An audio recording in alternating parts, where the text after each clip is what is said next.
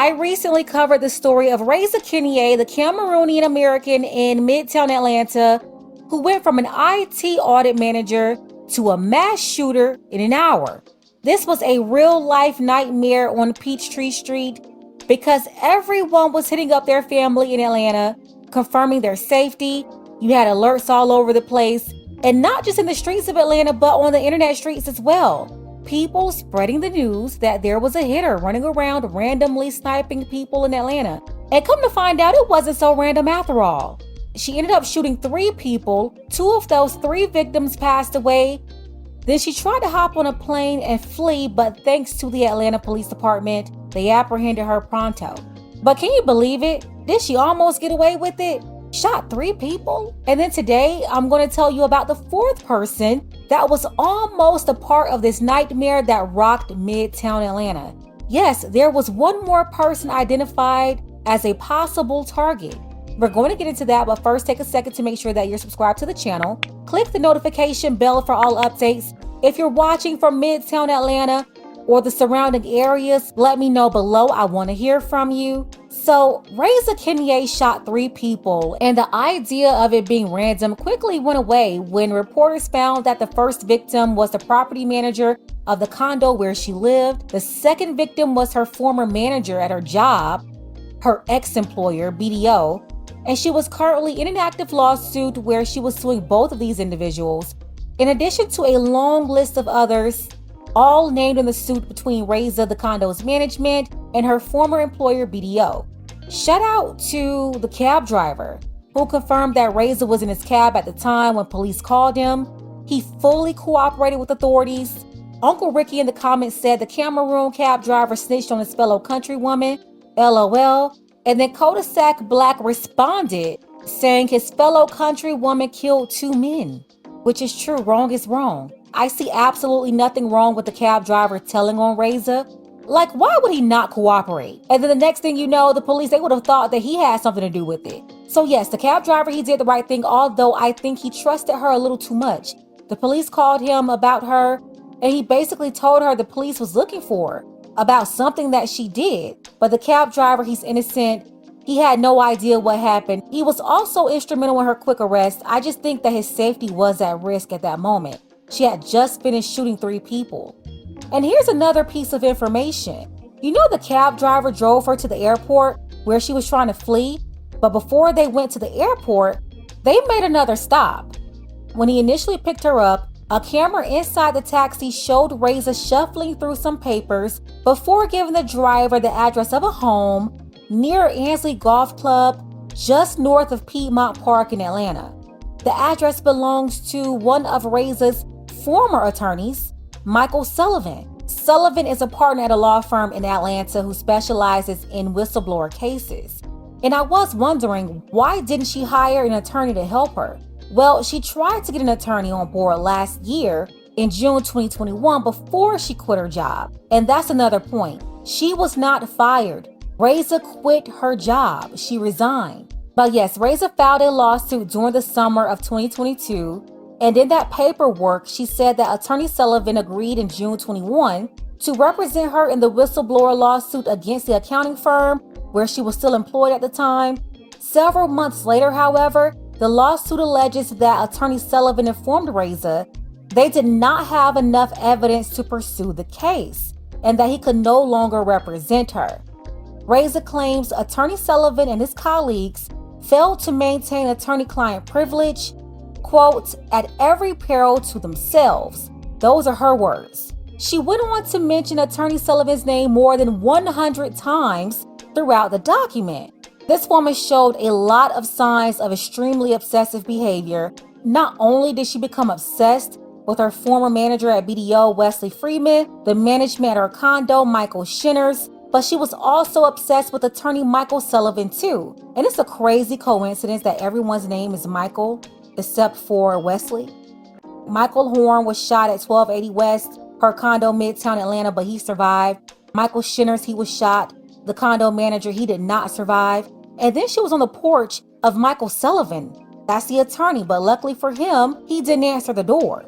Not clear if he was home or not, but that left much speculation that he was on her hit list too.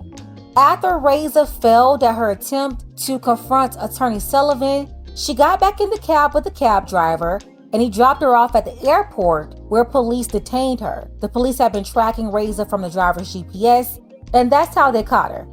Shout out to Maniac742, who said there's always a chance she was telling the truth, but with no evidence, either physical or video, to corroborate her story on burglary, there was nothing the police could do for her. She should have spoken with an attorney who specializes in whistleblowers before making the accusations. She needed good legal advice. She could have then turned over some of the evidence she had, and there will be more than one copy, so no single burglar could take it. And then the attorney would have counseled her on whether or not it was even worth the time making the accusations with what she had. If you don't have sufficient evidence, making the accusation will do more harm than good, because the employer with resources at Dwarf Your Own will come down on you with their own legal pressure. Always talk to lawyers before you go around making accusations like fraud or anything else that could be turned back on you as slander or libel. I absolutely agree with this statement, and thank you for your analysis on the situation. She did try to hire a whistleblower attorney, but I agree with the commenter. She should have done that before making all these allegations, and that attorney could have guided her before she went so deep in that rabbit hole. I actually believe that she could be telling the truth about the fraud at her job. She definitely could have found something, but she lost me because she was so obsessed with the situation that she started making questionable moves herself. Like, I kept wondering, was she trying to sue them for money, or was she trying to get them prosecuted? Because she filed 600 pages worth of documents in civil court, and of all the people that she reached out to, none of them included the state prosecutor, DA Willis. Y'all already know she's down there locking up the whole Atlanta. Why didn't she contact her? And then at the federal level, she tried to get her discrimination case seen at the federal level, but she didn't contact federal prosecutors. She wanted to go to civil court, but didn't call the feds. Reporting a crime to the feds is way more easy than filing a discrimination lawsuit. And instead of doing any of that, she went calling out her job and everybody else on LinkedIn. And honestly, I really believe that she was reaching out to everyone to spotlight her case, to try to push the company into a large settlement for discrimination, which is fine. Get your money. If they did you wrong, I get it. But what concerns me is that there was a lot of concern on the civil case with no push for criminal consequences. And then when things went left on the civil discrimination case and she didn't have support or evidence, in came the 3 burglary accusations, which I find extremely questionable. For one, I believe her when she said the condo management had a key, but what about the safe? The officer said that there was no evidence that the safe was broken into either. And get this, the officer who responded to her was a woman too. That female officer didn't even believe this woman. It was not a male officer. The woman officer who responded to the call did not believe her story. Not only did she not see any forced entry, she saw no signs of anyone forcing their way into the safe. All of the fingerprints in the home belonged to her, and there was no video footage showing anybody entering her apartment. And correct me if I'm wrong, if you're robbed and the cops tell you you have no evidence or video footage of a crime and tell you they don't believe anything that happened there, one of the first things a normal person would do is make sure they install a security system. That's so they're never caught slipping again. There is no way she will get robbed 3 times and not have any security cameras set up in her apartment. The first time, okay, I can get it. But number 2 and number 3, and no evidence each time, this is starting to sound a little fishy. I guess like my great brother Deacon Jermaine Cole from Fayetteville, North Carolina said, fool me 1 time, shame on you. Fool me twice, can't put the blame on you. Fool me 3 times, F the peace sign, load the chopper, let it rain on you. And I think that's the attitude that Raissa had here. Seriously though, I believe Raissa thought she would lose her discrimination case because she didn't have any proof. Her initial accusations could be true, but she had no proof to back it up. She needed some substantial evidence to persuade the court to believe her. Didn't have any, so it's very possible that she fabricated the story about the 3 robberies to 1, have an excuse for not having any evidence to substantiate her claims, and then 2, to get the police to side with her, and then she could try to use those police reports to implicate them there and ultimately win her discrimination case with their investigation. I've seen many cases where women do that, especially in family court. But of course, Raissa, she didn't have a husband or a family. Her job was her husband, which also drove her insane. But it is not a coincidence that the female officers, they didn't believe her either. And then someone mentioned that the police treated her that way because she was an immigrant. Like, cut it out. The officer she was talking to was also an immigrant. Sergeant Busby is Caribbean, and I really believe that she was extremely patient with Raissa, who was being combative, acting entitled, and simply wasn't listening to her. She told Raissa at least 3 times to call the burglary department, give them the evidence that she had, and talk to them. Instead, she kept arguing with the sergeant. And when the officer told her to do what she had to do, she did not mean to go and delete those people. She meant contact the burglary department and talk to the detective. In Raissa's discrimination case, she's like, this happened. Nah, I don't have any proof to show anybody. Somebody stole it already from me. But yeah, this happened, and because I said it happened, and everyone must believe me. Just like the 3 robberies. No proof it happened. But because she's a woman, she's entitled to be believed every time she says something, even if there's 0 proof of her claims being true. Yeah, I believe there could have been fraud going on in her job, but she would have to prove that. You have to have your ducks in a row when you want to be a whistleblower. And then the robberies, sure, they could have broken into her home with the key. But how did they break into the safe with no signs whatsoever 3 times? So that's why she was upset. She decided she was going to skip the discrimination case because she knew she couldn't prove what she was saying was true. And she also couldn't convince anyone of the robberies, leaving her with only one option. Move along, live your life, and stop worrying about that job. But no, she decided to take all of these people out. And attorney Michael Sullivan could have been her 4th victim that day, or anybody who answered the door at his house. Thankfully, no one answered. There was a Cameroonian who came in and tried to blame Americans and said they don't claim her. And another Cameroonian said she was born in Cameroon, but she's American. From my understanding, she went to America and went to school at Georgia State. But when foreigners immigrate to America, are they no longer claimed by their home country? If that's the case, none of us got the memo. Raissa was actually born in Cameroon, and the Cameroonians are saying that she's not Cameroonian. And y'all really have to stop with this foolishness. One of my favorite comments here comes from a Cameroonian who said, I stay out of the comment wars and the back and forth arguments. I most definitely do not agree with Cameroonians who quickly rush to blame America for the actions of this woman. That's just immature. She's most definitely emotionally erratic, unstable, an overtalker, entitled modern day woman who can't take the L. And that's a really great way to sum it up. One person said that episode wasn't an actual lesson, and I would say no way. Every episode here contains lessons. There's always life lessons to learn here. One of them is the entitled modern woman not knowing how to take an L. If they think they're losing, somebody's going to have to pay for it. That's because they can never lose. They always have to have a W, or they will literally go crazy on you.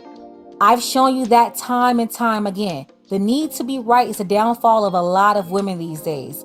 They're too busy trying to win all these little battles while they're losing overall. Talking out of order, talking out of turn, demanding that people see things their way, like her interaction with the female officer.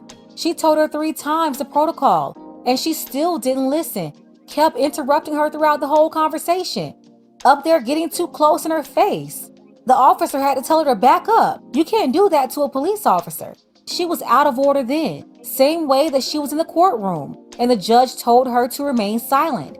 She kept talking. She said, "Can I say something?" Judge says no. And then she says something again, just out of order. All of this for what? To prove that your boss at work was wrong? Well, ma'am, you had to prove that in court, but you knew you couldn't, which is why you did what you did. And that's no excuse, because you could have just taken the L and walked away. It's a learning lesson. You're not the only one who was done wrong on a job. Almost everyone has had at least one experience where they thought somebody did them wrong at the workplace. No matter if they worked at McDonald's, Amazon, or PricewaterhouseCoopers. You're not the only one.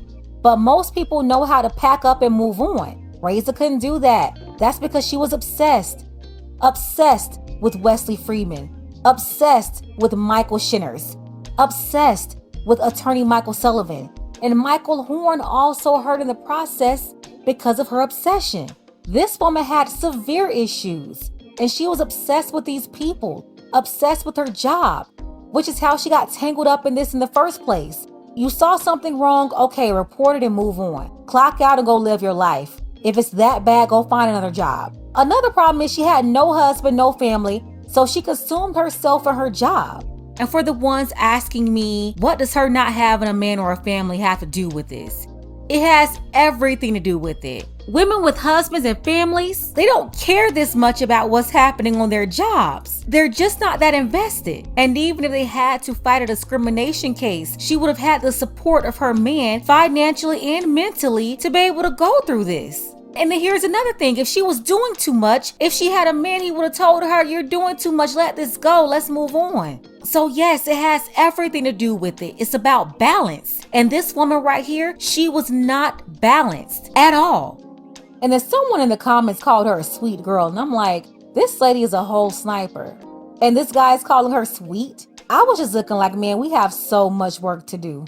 Now, when I presented all this information in part 1, and if you haven't seen that video, definitely check it out after this one. The link will be below. Do I believe everything that she said? No. No way that I will believe everything that she said just because she said it. We all know that women can lie too. She lied to the cab driver with a straight face and an innocent voice. So of course, she could be lying about some parts of her story. But let's go ahead and get the conversation started. What do you think about Raissa shooting 3 people that day and then going to the old attorney's house before going to the airport? He was 1 door away from being her 4th victim that day. Special shout out to our brother Carrie C. Thank you, Carrie, for your support, as well as our brothers Robert P., Stanley S., and Dark Power. Want to see more content like this? You can support the channel too. Links to Cash App and PayPal are below. Ladies, fellas, want a balanced analysis, want the truth from a woman's perspective? Then you're going to want to subscribe to this channel and don't forget to like and share.